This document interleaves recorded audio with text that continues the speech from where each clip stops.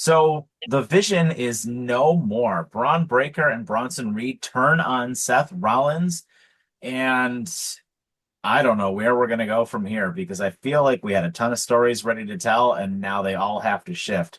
So let's get into it. So, hey guys, welcome to the 716 Sports Entertainment Podcast, episode number 55. Well, we are going to break down Monday Night Raw from October the 13th, which came to you at 8 a.m. from Perth, Australia. And this was a relatively noteworthy show, some good, some bad, and we're going to get into it. So, as always, I'm Mike with the 716 Sports Entertainment, joined by my main man, Mr. Sean O'Neill. And Sean, let's talk about that main event. So, after the match between Jey Uso, LA Knight, and CM Punk, which was a fine match. CM Punk obviously did get the win to become the number one contender to Seth Rollins' title. We had the baddies come out from the Vision, all three of them, and they beat everybody down and sent everybody packing. To which we saw Braun Breaker spear Seth Rollins into oblivion and told Bronson Reed and Paul Heyman that they have to choose right now what side they want to be on. And first, Bronson Reed chose to tsunami Seth Rollins, and then they kind of forced Paul Heyman to hold their hands up as if they were, going to be the next thing without Seth. And Braun picks up the title, holds it over Seth's fallen body, and that was it. So the story going in is that Seth allegedly broke his shoulder doing that coast to coast against Cody at the the Crown Jewel show. And that's why he was also wearing that like oversized jacket thing, and you actually never saw any of his like body exposed, allegedly. There's some clowns out there that are also saying it has to do with ratings and stuff like that, but I don't buy that you end a 6 month story because of one day of low ratings, because we kind of knew the ratings weren't going to be great because the show was at 8 o'clock in the morning. Yeah. And also with Monday Night Football going on too, like this is typically the low time for Raw anyway. So I don't buy the ratings thing at all. But that's neither here nor there. So um what did you think of the what happened and where we go from here? So first off, pardon the lazy eye. I'm actually looking at you while I talk here. But I think for me, a lot of this is going to hinge on what, like, when they actually tell us what's going on. You know what I mean? And how significantly, if in fact Seth is injured, how significantly he is injured. Because I mean, even during his opening segment, which you and I were talking while it was going on about how absolutely pointless it was, uh, um, he did make mention of how he did it all by himself, including beating Cody Rhodes with just one arm. So obviously there is something going on there. Either they're playing it up more than it is, but I can't really see them pulling the same trick twice. You know what I mean? As the last time he was injured. Yeah. So I hated this at first, especially because there hadn't been any talk about Seth being injured. I thought that this was just a rush to this feud. It was way too soon, and it was incredibly stupid to do it as soon as they were. However, Seth being injured definitely screws a lot of WWE's plans going forward. Like you made mention, I mean, we've talked about it several times on our show here that they had, especially on Raw, months worth of stories that they could tell just based on everything that they had set up. And now, if Seth is in fact injured, you either have Braun Breaker trying to take the title off of him, or you have CM Punk, who's your new number one contender, will just win the next match. And even that, I think, is rushed. You know what I mean? Yeah. Especially Yeah. if it's at a Saturday night main event. Yeah, I mean, to your point, so like, Raw, obviously, as they do after every PLE, it opened with the recap of everything that happened in Crown Jewel. And Seth was going on about how, everything was about him. There was a backstage segment where he, took the time to just go on about how he didn't need anybody.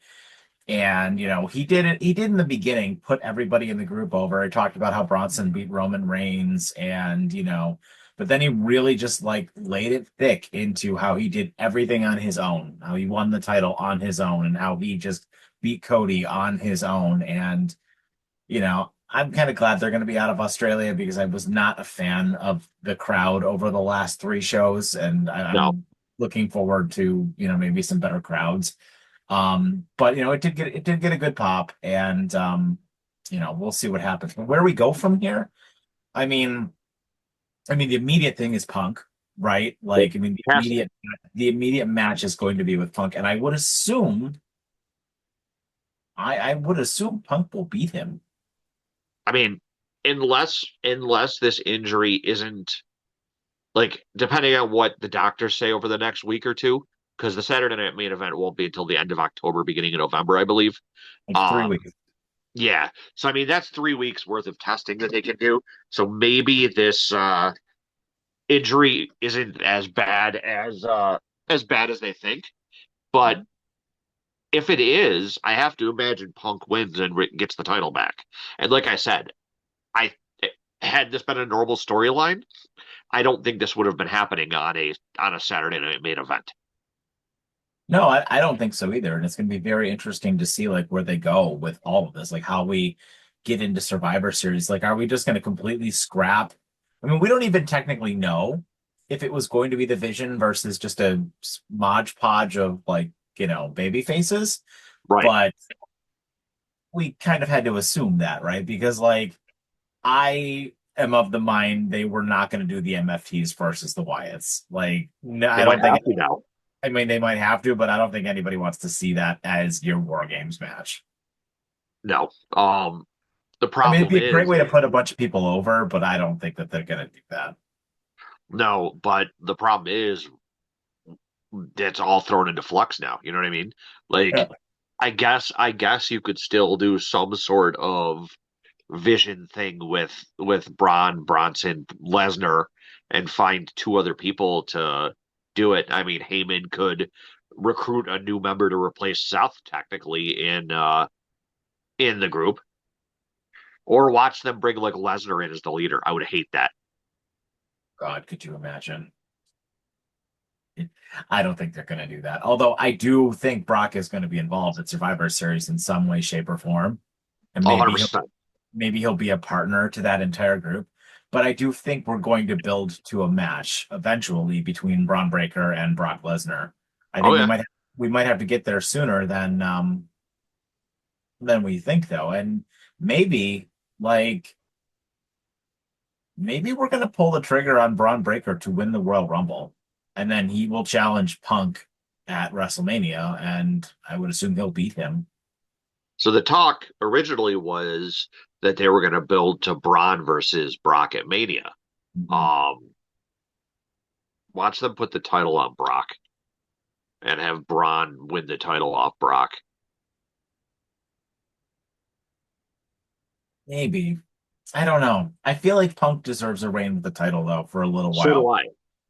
I would absolutely hate them putting the title on Brock, especially at the expense of anybody that he would have to take it off of. You know what I mean? I mean, I think you could put the title on Punk and keep it on him until WrestleMania, and then have Braun Breaker take it off of him. I think That I'd be fine with. that's a 6 month title reign. That's through two Saturday nights main events, Survivor Series, the Royal Rumble, Elimination Chamber. Like, that's a good amount of PLEs for him to be the champion to defend that title. And, maybe he defends it against Jey Uso, defends it against LA Knight, whomever else, right? But Roman. yeah, maybe Roman. And yeah, actually him and Roman would be huge at like the Royal Rumble. I'd be fine with that. I'd be fine with Braun beating him at Mania. Yeah. I feel like And that's the honestly, right way to do it. or hear me out on this, Mania is a decent amount of time for Rollins to get right. Rollins interferes and costs Braun at Mania. Yeah. Yeah. And I mean, we've got so I mean, we need to get that title onto Braun Breaker eventually Yeah, because like in the future. Well, he is yeah, and that's exactly where I was going to go with that. Like WWE has a big problem right now with its stars and their ages because like all of their big stars are north of 35 years old, and Yeah, some of them are north of 40 years old. Punk is 46, Cena's 48, Roman is 41, Cody is 40, Jey Uso's 38, LA Knight is 40, CM Punk is 46. Like yep. all of your main guys, Gunther's 38. Brock Like is I mean, 40 something. Brock is 40 something. All of your big time guys are old. I mean, I'm 40 years old, but you know what I mean? Like that's old for a wrestler. I mean, Braun Breaker is 28. Like, Yep. I mean, Dominic is what, 24, 25? Like, you know, Penta's old. Penta's 36. Like, I mean, Yeah. you've got a lot of guys who are not spring chickens anymore, and you don't have a ton of time to like be building, you got to start building up your future because in like 5 years, everybody at the top of your roster is going to be gone. Yeah, WWE needs to start investing in all of this younger talent that they have. And honestly, it's why allegedly that's why they cut the people that they did last week, is that apparently WWE's new thing is going to be if you're not main roster ready in a set amount of time, they're done with you. And I think that makes sense because, like you just said, they are on a time limit for a lot of these people. And I think that Braun is just the first wave of this. You still have like your Trick Williams, you still have all of these guys who are ready to be coming up. And I mean, honestly, I would be surprised to see him soon since he dropped the TNA title. But I think this young wave is ready. And I wanted to make a real quick comment too about Braun. I was talking to one of our subscribers. They messaged me the other day, and honestly, Braun is an interesting case because he's believable as both a heel and a face. Because kind of like Lesnar, he's just a legitimate badass, and it allows him to be able to play literally both characters. So Mhm. you can have his title reign go either way, and Mhm. I think that's a fantastic opportunity. Yeah, I don't really know I mean, I don't really know who's going to be like the heel, right? Like, because like technically they're both heels, him and Seth, but Yeah, like you're right, he could go that gray area and just be like Brock, which frankly I think is what they kind of should do, is yeah, just treat him like Brock, like have him just be this just killer menace who just kills everybody, right? the Destroyer. Yeah, like I kind of would rather him and Bronson just remain that way, where they just kill everybody, you Yep, know? And hell, I mean, you've got another opportunity to put Bronson Reed into the IC title picture, or if you bring somebody else into the group, have Bronson Reed and that person become tag team champions. yep, Because there was a thing during the show that those tag titles are going to get defended next week, so like hopefully that I doubt AJ and Dragon Lee will win them, but I mean maybe they will, you know. So, but let's kind of move into the show proper though, because there are some things that happened on this show that were incredibly negative. This is one of the reasons I was so low on the crowd. Was this first match that opened up the show was Penta versus Dirty Dom for the IC title, and it was actually an IC title match. And the match itself was fine. What bothered me was the ending and the fact that the crowd was into Dom and not Penta. The crowd was actively cheering Dom. And whenever Dom was getting standout spots, the crowd was cheering for him, which pissed me off a lot because that's telling WWE management that this is working. And it's not. It is not working. That title needs to go on to somebody else. And then the match, the sequence at the end where Rusev showed up, Penta like attempted to take him out with a top rope dive. It gave Dom a chance to, do some Eddie Guerrero cheating stuff, which was fine. Like whatever. I don't really care about that. That's the character that he's trying to be, where he took the nail from the timekeeper, put it in his boot, and did a 619 and a frog splash with the thing in his boot, but the crowd popping on this is really what pissed me off about this whole situation because it's like you idiots are the reason that this whole title situation just sucks. Like it just sucks. You could You want to have Dom do this and beat Penta this way and beat Rusev this way and beat other guys, Dragon Lee and AJ Styles this way? Fine. Take the damn IC title off of him and then do this kind of crap. Because then it doesn't bother me. It bothers me that the IC title was Gunther's title and Miz's title and Sami Zayn's title and all these big time hardcore guys. And then you've got it on Dominic Mysterio, who's a joke character. Like, Yep. and it's been way too long. It's been way too long. WrestleMania was in April. It's almost November. Like, let's move it along a little bit here. We don't need another 1 year title reign for Dominic Mysterio, especially when he has the AAA title as well. Yeah. So I love Dom's new neck tattoo. That's the one thing I will say about Dominic Mysterio is that new lucha tattoo that he got is pretty awesome looking. But the problem is when it comes to Dominic Mysterio, crowds outside of the United States and some crowds here in the US, for some reason, love Dominic Mysterio. And I don't quite know why. I think that the only way they can save Dom and this title reign, I think, with the way the crowds are acting, is to have Dom have a face turn. And I think that that would maybe allow them to sort of salvage what's going on with the Intercontinental title. But until they figure out what the hell they're doing with the Judgment Day, they can't ever do that. You know what I mean? The crowd reactions that Dom is getting are face level reactions from a lot of these crowds. And I don't know if it's just because WWE has kind of written themselves into a corner with the Judgment Day and waiting on Liv and to tell that story, but I feel like they're missing an opportunity to strike while it's hot. You know what I mean? Yeah. And I feel like we might not hate a Dom Intercontinental title reign if the story is changed up just a little bit. I mean, Eddie was lovable as a cheater. Crowds loved Eddie as a cheater.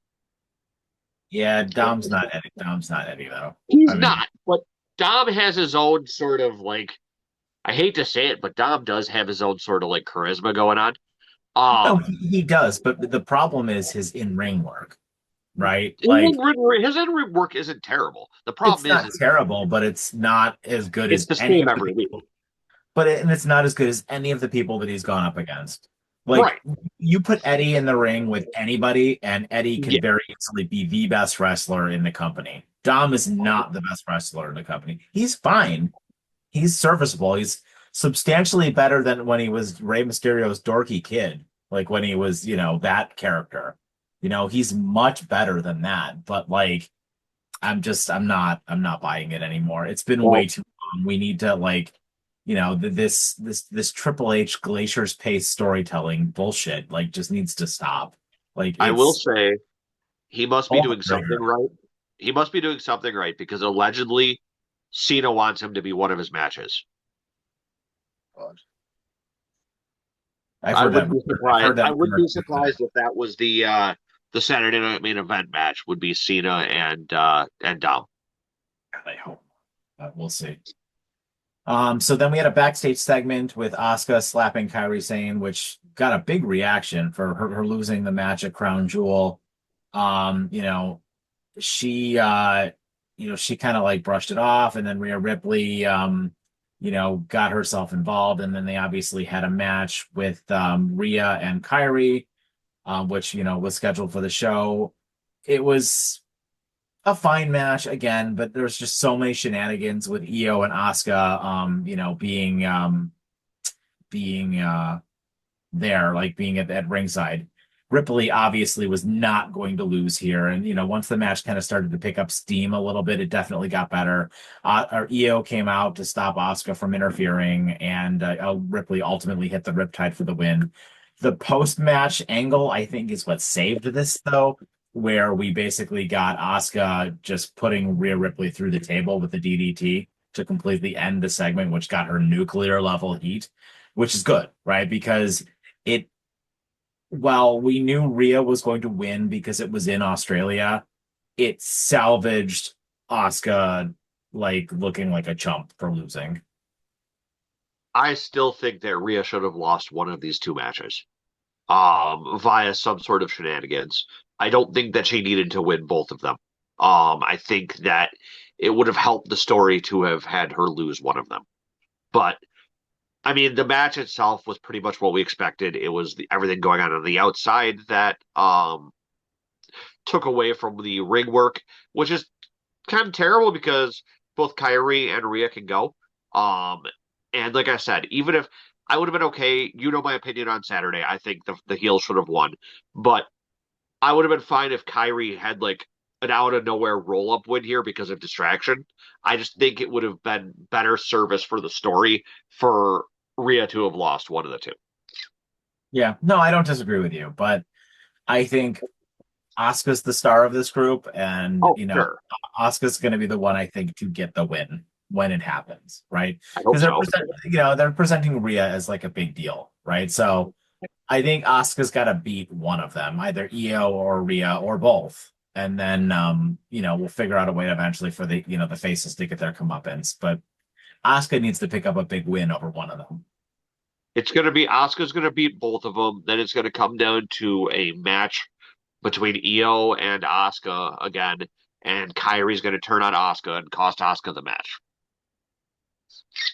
Be okay. I mean, they do need to turn Kyrie eventually, right? Because she's got that lovable, getting abused thing a little bit going on. So, It's they eventually gotta turn her the other way and like have her stand up to Asuka eventually, you know? it's like Asuka's kicking a puppy every time she does it. Right, exactly. Um, Next we had Big Bronson Reed take on Jimmy Uso after a backstage segment where him and Jay kind of got into another scuffle about, Roman yelling at them at the Crown Jewel match and them Jay going on about how he's got to take care of business. And Jimmy was like, so you're not going to help me if any crap happens. And, they kind of were, going at each other's throats a little bit about it. But this match was just a beatdown. Bronson Reed just beat the piss out of Jimmy Uso. Like it was nothing special again, but I mean, this was just a beatdown. And then when Braun Breaker came down to the ring and, did the usual interference spots, Jay ran in for the save. And, Jay also got beaten down pretty bad too, as well. And Braun Breaker just delivers the best spear in the Yep, business. Like he does. it's so great to see. And, again, this match was fine, but it was really like just a beatdown, like an absolute beatdown. It did everything that it needed to. It literally told the story that it needed to. Then we had Bailey and Lyra versus the Judgment Day, which Bailey and Lyra won. This story needs to go somewhere Yeah, eventually. I mean, Valkyrie Lyra told Bailey that, teaming up with her to the Judgment Day was a one-time thing because she can't really depend on Bailey. But I mean, they looked fine. And honestly, of all of the matches on the show, I'd have to say this was probably the best one. yeah, I mean, Bailey is a great wrestler, and she does such a good job in the ring. And I really thought that the thing that Michael Cole made a comment about where he was like, Bailey's been texting me both nice things and insulting things yep. depending on the time of day. That had me dying. That was hysterical. But they got the win, and it just didn't really further the story along like anywhere. And I feel like we're just going to kind of go in circles with this one until we decide to again pull the trigger on whatever we're going to do between the four of these four. This match was, like you said, everything. We've seen this match one way or another over the like every week for the last 4 weeks. Mhm. Um, they need to have an end goal in sight for whatever they're doing with Bailey and Lyra. I can get behind it. I will happily support it, but there needs to be a definitive end goal for it. And it needs to be them moving beyond Raquel and Roxanne, which thankfully it sounds like, because I think Roxanne's going to be moving on to other things based on some stuff that happened. But I just hope that's the way that it goes. Yeah, I mean, as we saw, and you can bring it up, she's going to likely be the one to challenge Stephanie for the title. For Stephanie's first major title defense, I think, which I'm sure Stephanie will retain.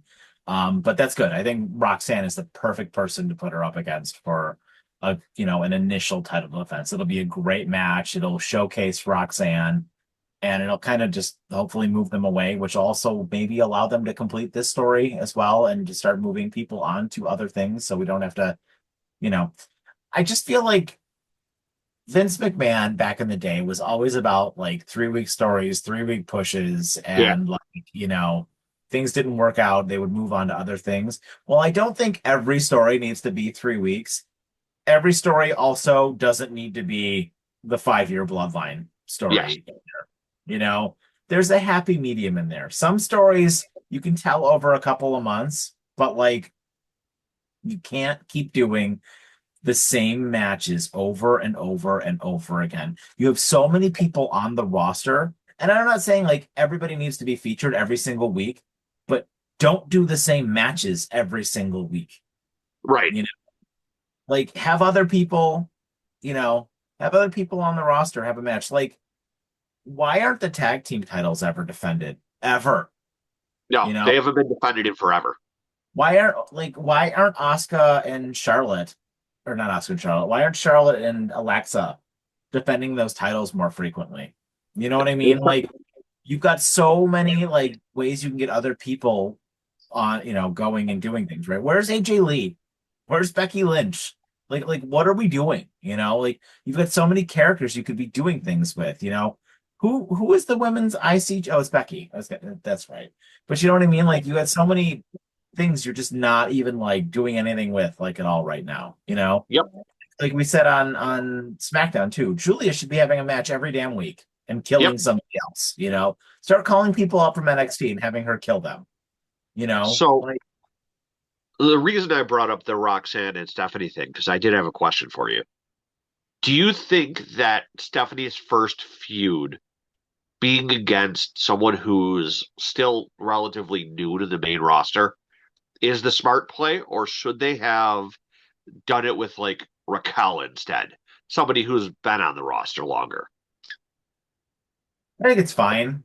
I mean, because I think it just, it'll be a good match, and like the way that they're positioning Roxanne right now, she's definitely been getting like a big push, and they're gonna tell the story where it's like, oh, she lasted the longest in the Royal Rumble, and she was in Elimination Chamber, and she did this, and she did that, and she was a tag team champion, and like all this stuff. So like they can protect her, I think, just fine. I don't really want to see because Raquel is the B level player Right. in in all of the Judgment Day.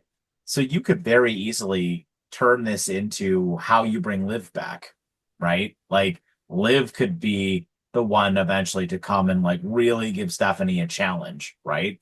And that would be a big time feud. Like that could be your Royal Rumble match, Yeah. versus Stephanie at the Royal Rumble. Like that could be a big time feud, you know? And like you let that go for a little while. Have Stephanie, beat up her goons for a little while and stuff like that.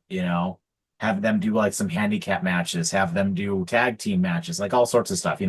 Maybe you pair Stephanie up with somebody and have her take on the Judgment Day and like 3-on-3s and stuff like that. You have plenty of like ways with which to formulate matches to get yourself to the Royal Rumble versus an eventual Stephanie versus Liv singles match. And hell, you could even turn it into like a multi-series of matches, like do one there, do one at Elimination Chamber, and then do the final match at Mania or something like that, or whatever.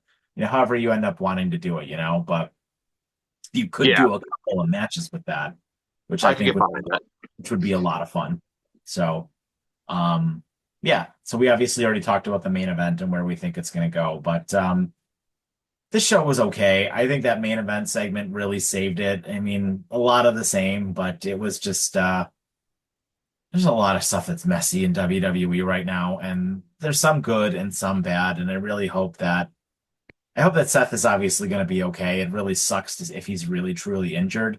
But use this as an opportunity to move some stories forward. Yeah, no, you hit the nail on the head. It sucks that Seth is injured because he's only had the title for 2 months and had one real defense of it. And you always hate to see people go down for anything. But Mhm.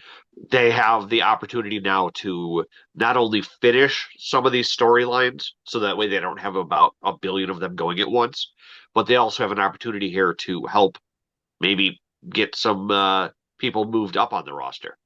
Exactly. Exactly. So that was our show. What is your final rating for Raw this week?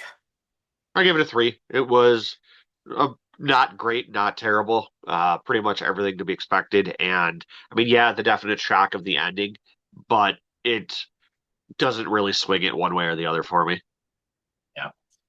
Yeah, I would agree. And I just like I said, I just really hope that they move things forward a little bit and we can kind of like see some, some promising stuff. We got like 7 weeks or something like that, 6 or 7 weeks until Survivor Series. Yeah, I mean, we might have that big title change now at Saturday night's main event, but like everything else you're doing should build towards Survivor Series now. You've got a lot of time to let some stuff breathe and like really go into Survivor Series with like some good stuff and really have some good matches and like do some fun stuff to make it a really good, memorable stadium show, because it's going to be at Petco Park, I think, in San Diego. So it should be a really, really good show if they, can do it right, which I have every confidence they will. So yeah, so that was our show, guys. Thank you so much for joining us. As always, leave your comments down below if you have anything you want to share with us or anything you'd like us to talk about. We do read them all and respond to all of them, and we really appreciate the interaction, guys. So, as always, thank you so much. And with that, have yourself a fantastic evening and take care.